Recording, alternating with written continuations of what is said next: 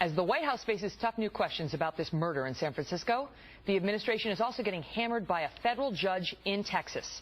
His name is Judge Andrew Hanen, and he originally ordered a halt to the president's executive orders.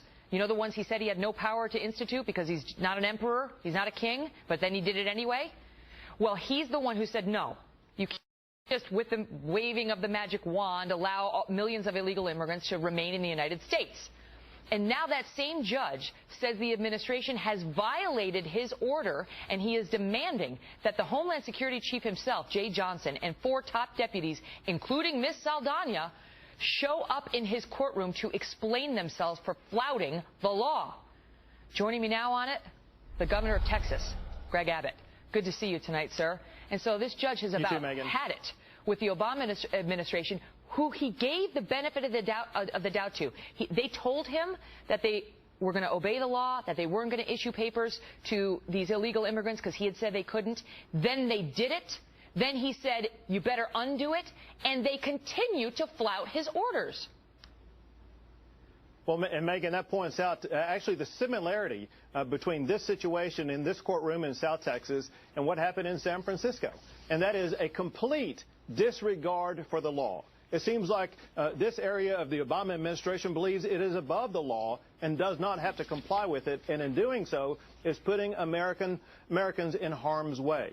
In this particular courtroom setting, understand this, Megan, I'm a former judge, a trial court judge, and Texas Supreme Court justice. It is highly extraordinary for a judge to order someone of the level of Jay Johnson to come into court and answer for their conduct. So this is highly unusual. And it's happening only because the Obama administration has disrespectfully disregarded a direct court order to stop giving out these work permits in violation of the law. And even when they got caught doing it, they said it was a mistake. And this judge, a George W. Bush appointee, said, I will give you the benefit of the doubt. You made a mistake. Undo it. Okay? I have an order. You have to comply with it.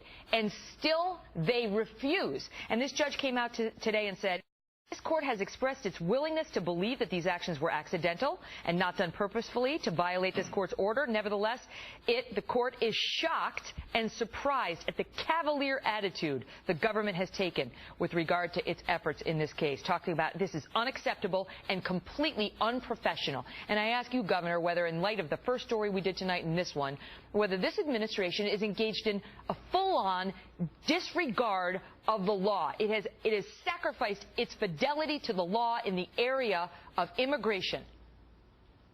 Remember this, Megan, and this is central to the lawsuit that I filed against Obama on this issue. Barack Obama himself said 22 times he did not have the authority to make this executive order. And then he issued the order. That is demonstrative of their disregard of the law. And they continue to disregard the law to the extent that it is imperiling Americans' lives.